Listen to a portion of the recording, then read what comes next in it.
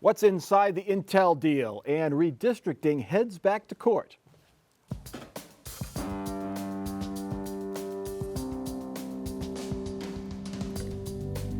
Joining us on Columbus on the Record this week, Laura Bischoff, State House reporter for the USA Today Ohio Network, Derek Clay, Democratic strategist, and Bob Clegg, Republican strategist.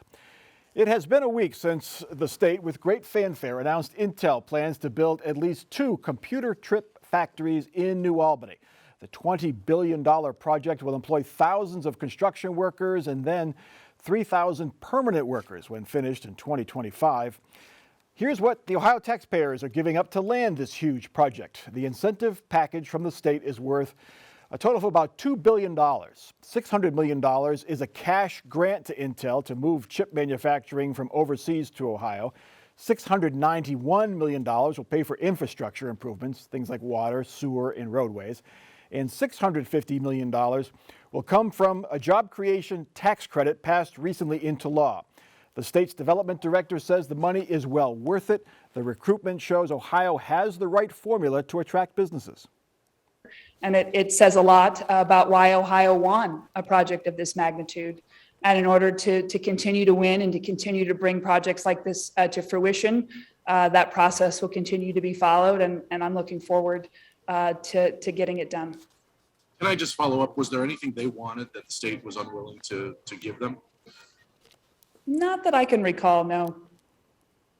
Laura Bischoff, sounds like a blank check to get this huge project. How do state officials justify such a large chunk of money for this private company? Well, the very first phase of this, Intel is expected to invest about $20 billion, and that will result in 3,000 jobs, making about an average of $135,000 a year plus benefits, and then construction jobs and indirect jobs on top of that. So it is a very, very large project. It's the biggest economic development project in Ohio history. It is bigger than when Honda came to Ohio and really kind of grew from there. So it's giant, and that's how they justify it. On top of the $1.9 billion that the state's giving, Jobs Ohio will be giving about $150 million in cash. And then pending in the federal, in Congress is a federal with a CHIPS Act, which would also provide more incentives for semiconductor manufacturers to move their operations back to the US. And so that's another chunk of incentives that could be dumped into this project as well. Bob Clegg, you know, it's odd when $150 million seems like a drop in the bucket. This is a lot of money for a company that has an annual profit of about $22 billion. Do we have to give them that much money to get them to build here in Ohio? Well, yeah, because this was something that was very highly sought after. I didn't realize how many other states around the country were pitching on this. I was reading some newspapers in upstate New York who they thought for sure they were going to get it, and they didn't because Ohio got it. I mean, this was big. This is big, and it's going to result in a lot of more jobs, not only the 3,000 there, but they're talking about ancillary jobs of 5,000 to 10,000 more. And that's a lot of tax dollars. So local and state entities are going to get a lot of tax money because of this. Derek Clay, the administration, the DeWine administration says that for every 6 cents the state spends on this, Intel will spend $1. Is that a good return on investment, do you think? I do. You know, you've heard the old saying, you got to spend money to make money. And this is a perfect example of that. This investment in Ohio is going to add about $2.8 billion to Ohio's annual gross state product. So when you think about just Intel, there's probably going to be about 40 to 50 suppliers that are going to follow Intel in this endeavor. You know, Central Ohio just doesn't make out here. The whole state of Ohio makes out. And with this deal, you know, Ohio is going to be the new Silicon, not Valley, but the Silicon pass land. So this is going to be something that is monumental. I don't think we're going to see ripple effects from this. Our airport is going to get expanded as a result of this. Infrastructure is going to get expanded. And every part of the state is going to benefit from this investment in our state. Laura Bischoff, you asked during the media availability today for the details. So we have the big numbers, but we still don't have a lot of the details as to how this money will be spent and who will benefit from it, correct? Right, so this project was announced last Friday, and now a week later, they gave us the broad brush strokes of, the buckets of money, the 600 million here, the 691 there, the 650 billion or million. It all adds up to about 2 billion, which by the way is about 10% on a $20 billion package. And the nitty gritty details are TBD. And I don't mean to be determined, I mean to be disclosed, because I'm sure that they know all those details. They just haven't released them to the public yet.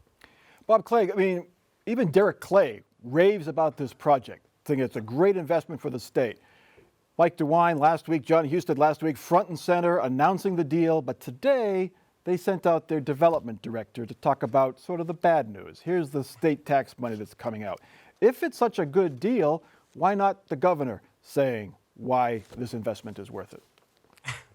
Well, Mike, her name's not on the ballot this November. Those two names are on the ballot. So, but I mean, I think it's not like everybody didn't realize this was going to, happen. I mean, we were going to have to give up something to get this. $2 billion is a lot of money. I mean, that's $2 billion to just ordinary, regular people is a lot of money. To a regular, ordinary Republican primary voter, it's a lot of money.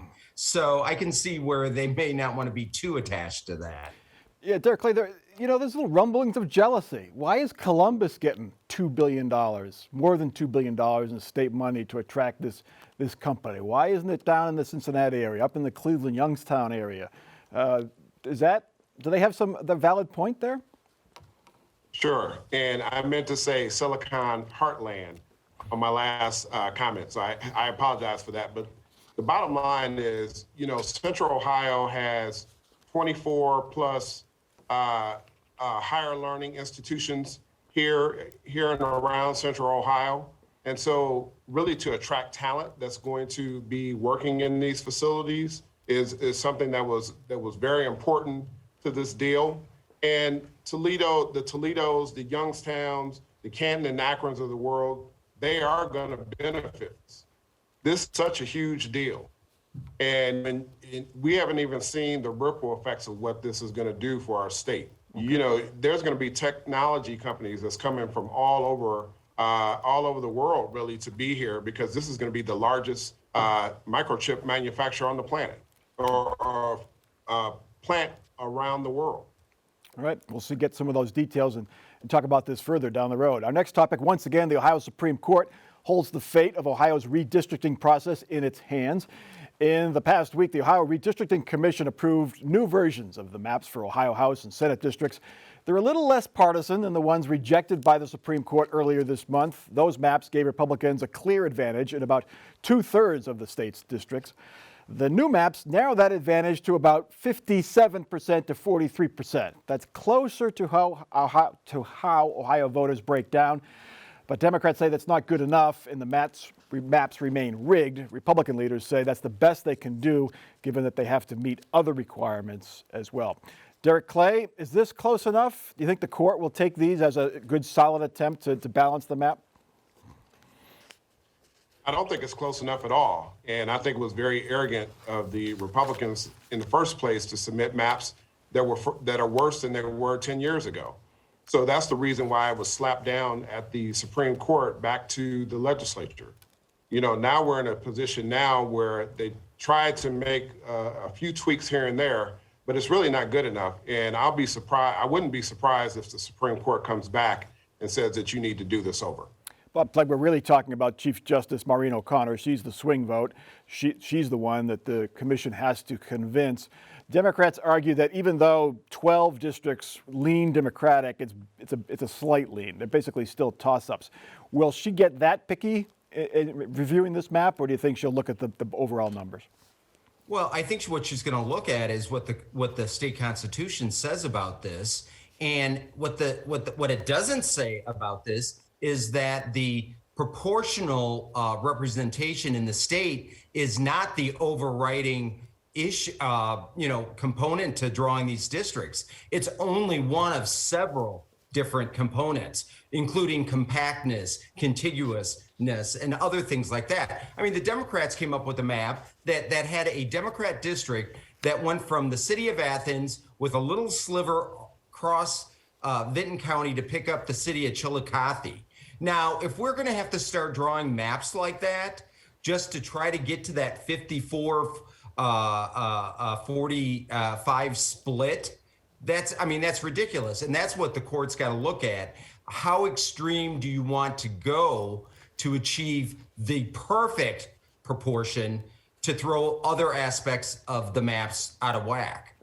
And Laura Bischoff, we still have the congressional maps that are still out, map that is still out there. The court has rejected the first attempt there, but that's drawn by the legislature, not by the redistricting commission, and they have a little more time. Any movement on that in the past week? Well, those are due, I think the deadline for that is like mid-February, and as far as I know, the lawmakers are gonna lawmake the week of February 7th. The thing is that they're gonna need 66 votes for this congressional map in order to have an emergency clause so that the maps can take immediate effect and clear the primary schedule. So, there's a good chance it's going to get kicked from the legislature back to the Ohio Redistricting Commission, which would then have another 30 days to come up with a map. So that's the next step in that process. Bob Clegg, Maureen O'Connor in the majority opinion in the decision did say that the partisan breakdown was important. It was the deciding factor in that decision anyway. So there is, a recent precedent that will be the case. In the congressional maps, that means we will go from 12 Republican seats to 3 Democratic seats to Republicans are going to have to give up 3 or 4 seats to Democrats. Do you see that in any way happening, the legislature doing that? No, I don't. And here's the problem with all of this. These new amendments to the Constitution that are, detailing how we draw the state and congressional lines, they don't give the Ohio Supreme Court the ability to draw maps. That's the problem. So we can keep going back and forth with maps, and it'll be election day in November. So that's the other thing Maureen O'Connor's, and I know she's totally aware of that because she mentioned that in the original arguments, that this back and forth of sending maps to the court and the court turning it down can go on from now until doomsday. And we got to have an end to this. So it's going to be up to her how we get to that end, but she can't draw the end. Derek Clay, are Democrats asking for too much? The state definitely is pink now. It leans red. President Obama won here, but he's really the last candidate who's had any success statewide. On the political side, Jennifer Brunner won statewide in the Supreme Court. But is this just the way? Do Democrats have to take what they can get at this point and hope to win in 4 years? Absolutely not. I mean, the bottom line is so much time was wasted over the summer. They had a year to have hearings all over the state, trade maps back and forth, and everybody waited to the last minute on the Republican side. And so now here we are, where the Supreme Court has sent these maps back to the Redistricting Commission because it was a rush job. And now we have to figure it out in time. This is a mess. People don't even know where candidates don't even know where they're going to be running because they don't have lines. They got to get signatures for the ballot. It's just a mess, and it could have been avoided. And Governor DeWine on Friday did sign into law that the law that gives it more leniency to candidates to try to collect signatures during this period of uncertainty. We'll see how that goes. Unless battles over district maps delay it, Ohio primary voters will go to the polls in about 3 months. 90 days, that's all candidates for governor have to convince their parties they are the person who can win in November. A poll commissioned by the Nan Whaley campaign has the former Dayton mayor beating former Cincinnati Mayor John Cranley by about 13 points, but half of the Democrats in that poll remain undecided. Jim Renacy's campaign on the GOP side is touting an internal poll that shows him leading Mike DeWine by 8 points, But that poll includes leaners. Those are uncertain voters who are leaning towards one way or the other. And the poll conveniently left out the third GOP candidate, Joe Blystone, who would likely take support away from Renacci. So Bob Clegg, to the Republican side first, a lot of flaws in that poll, but does it tell us anything about the mood of the Republican primary voter with 3 months to go? No, and if you look at that poll and you look at, and like you pointed out, the main problem with the poll is it leaves off one whole candidate, Joe Blystone. And I'll tell you, if you are going around the state, you're going to see a lot more Blystone yard signs than you are either Renacci or DeWine. So, I mean, it's not like he doesn't have his supporters. He does. But if you look at that poll, and as flawed as it is, the one aspect that struck me is the people that say they're definitely going to vote for DeWine and the people that say they're definitely going to vote for Renacci. It's 22 Renacci to 20 DeWine. I mean, a 2-point difference. And that tells you that over half the people are not really sure who they're going to vote for in that primary. So we got a long ways to go on that. And I think Jim Renacci just produced a poll that he structured in such a way that would make him look in the best possible light. Yeah, internal polls that get leaked to the media always tend to favor the candidate who leaks that poll or hurts the candidate on the other side if it gets leaked by that candidate. Anyway, Laura Bischoff, I mean, Jim Renacci this past week is sort of, I hate to use the term doubling down, it's overused, but doubling down on the false claim that the election was stolen in 2020, cheating Donald Trump out of a second term, and he's promising to do election reform here in Ohio, even though the election went fine. How does that help him in the next 3 months, do you think? Well, I think it's something that the base is interested in. I think that is a message that gets a lot of traction with the hardcore primary voters, and that's why he is saying it, essentially. Yeah, it could come back to haunt him in the general should he advance. Derek Clay, on the Democratic side, 50% undecided. Does that surprise you, and does that give the Democratic Party pause to not endorse a candidate before the primary? No, it doesn't give me pause. You know, I think that people got other things on their mind right now, and the Democratic primary is not one of those things. You know, you got two very well-known candidates on the Democratic side, Nan Whaley, who's the former mayor of Dayton, and John Cranley, who's the former mayor of Cincinnati. And, you know, the polls show that former Mayor Whaley is leading right now, but, you know, we're a long ways away from the primary, and things could definitely change. One thing that I will say, though, is the GOP better hope that Governor DeWine gets past the primary, because if it's anyone else, then I think we're definitely looking at a Democratic governor. I don't think Renacci or any other person on the GOP side other than DeWine could give, you know, the folks that are running on our side a run for the money. I don't know how much value it is, but should the Democratic Party stay out of this endorsement fight until after the voters have a say in May? Well, you know, now this is just me personally. If you're going to endorse in one race, then I think you have to endorse in all the races. But you know, again, you got two very popular members of the Democratic Party that are running in a primary. And if we're not going to make decisions as a party, why are we a party? And Bob Clegg, on their GOP side, there's questions whether the state party should endorse their sitting governor, which is usually, you know, standard procedure. But now there's calls not to endorse Mike DeWine and stay neutral with Jim Renacci and Mr. Blystone. Yeah, I mean, it is out of the ordinary not to endorse an incumbent, but there are some people that are fairly visible that don't want to have an endorsement. I think the party probably will endorse. I think it is a different situation than what the Democrats have. The Democrats don't have an incumbent, so you can maybe understand why they don't want to jump into that race. But when you do have an incumbent, yeah, I don't see any reason why you wouldn't endorse that incumbent. And Laura Bischoff, Mike DeWine and his supporters, they're not taking anything for granted. It came out this week that they're going to spend a lot of money, the sort of dark money groups, support groups, on ads over the next couple of months. They're not taking Jim Renacci or Joe Blystone for granted. No, there's two ways to run, either unopposed or scared, or, ball out.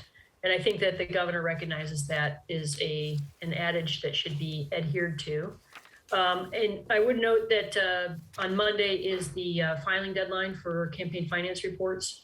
And so that'll give us a glimpse of how much money Renacci and DeWine are actually putting into the race themselves, and how their fundraising strengths or Yeah. weaknesses are showing up. Something to watch for on Monday. Our last topic, Omicron is starting to subside in some parts of Ohio, but not in others. Northeast Ohio has seen a clear, sharp decline in COVID cases. Cases are starting to come down here in central Ohio, but Omicron remains a significant threat in southern and western Ohio. Officials hope Ohio sees the sharp Omicron declines other parts of the world have seen, but even then, they say we're not out of the woods. Even when Omicron does finally peak in all parts of Ohio, we are still going to be a long way from the much lower levels that we were seeing last spring and summer. Make no mistake, case numbers remain in all parts of Ohio incredibly high. The state continues to see, on average, at least 15,000 or so new cases per day. Hospitalizations have dipped to about 5,000. That's down from a peak of 6,700 earlier this month. So signs of good news. Laura, you can track COVID in Ohio by tracking the National Guard. They have moved from Cleveland south towards Cincinnati to help hospitals. Right. There's about 2,000 Ohio National Guard members who are still deployed to help out those overwhelmed areas, and they are shifting to the southern part of the state right now. So state officials are optimistic this is a decline that's going to stay?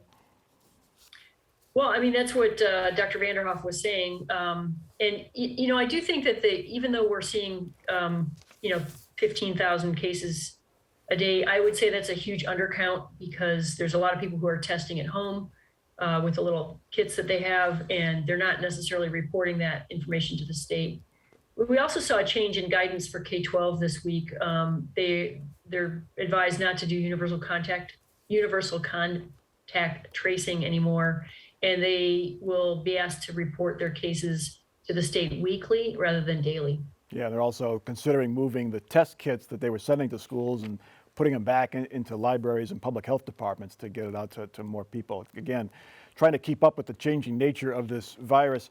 Bob Clegg, we're at about 1,500 cases per 100,000 population right now. Remember way back when Governor DeWine's goal was 50 cases per 100,000 people. Are we ever going to get back to that level again? Not in the foreseeable future, but thank God this latest variant that we have is one that is, while it's highly, spreads very easily, it doesn't seem to be quite as destructive, with individuals. So it's they're not getting as sick. You're getting a lot of asymptomatic cases. So while there's a lot of cases, it doesn't seem to be we have anywhere near the amount of hospitalizations that you would normally think with that number of people testing positive. The key to staying out of the hospital is the vaccine. Right now, Ohio, 57% of its total population is vaccinated. We rank 34th among the 50 states. Derek Clay, have we reached the peak on vaccines? All the people who are going to get vaccinated are vaccinated, and those who are not are going to stay unvaccinated, you think? I hope we have not met that peak. If everybody would have gotten vaccinated, we would probably not be having these conversations as frequently as we've been having them. We knew that the variants were coming. As soon as COVID was widespread to the public, we had the Delta variant, and we knew that other variants were going to come, and there'll probably be another after Omicron. So it's so important that people take some self-responsibility, vaccinate themselves, wear masks when indoors, and try to beat this thing. All right. It is time now for our final off-the-record parting shots, and we'll start with Bob Clegg. Well, Mike, we just talked about redistricting, reapportionment, and the one thing that's going to affect our elections even more, I think, is the fact that if we do start passing maps for both our state legislative and congressional lines that are only 4 years they're only good for 4 years. Then the Ohio Supreme Court races, both this year and in 2024, become that more important because by 2025, 26, we're going to have some new set of maps going before the Supreme Court. All right, Derek Clay, you're up next. For the skyscraper buffs out there, the Rhodes Tower, which is the tallest building in Columbus, is completed renovation, and it came in $5 million under budget, which is unheard of. All right, and that got some historic tax credits as well, right? Right, Derek? As it should have, probably. Yeah. Laura Bischoff, your final thought. Yeah, kind of building off of our discussion about vaccination rates coming up on Monday on dispatch.com, my colleague Titus Wu and I took a look at the rise of the anti-vaccine mandate movement in Ohio. So that'll be a good read. Check it out. All right, it's partners on both sides of the political spectrum there. The far left, which has always been, or traditionally been opposed to vaccines, and of course the new vaccine opponents. My off-the-record comment is our Snollygoster of the Week. Snollygoster is our weekly political podcast that we do here at WOSU Public Media. It's kind of a fun look at weekly politics. Snollygoster is a shrewd, ruthless politician. A Snollygoster of the Week this week, Fran DeWine, sweet Fran DeWine, because she made those eggs Benedict, according to the Columbus Dispatch, with fried green tomatoes that may have sealed the deal when they hosted Intel executives at the governor's mansion. Check out that podcast at our website, wosu.org. You can also check out this show at wosu.org/COTR. We're also on Facebook, we're on Twitter, no TikTok yet, but maybe. For our crew and for our panel, I'm Mike Thompson. Have a good week.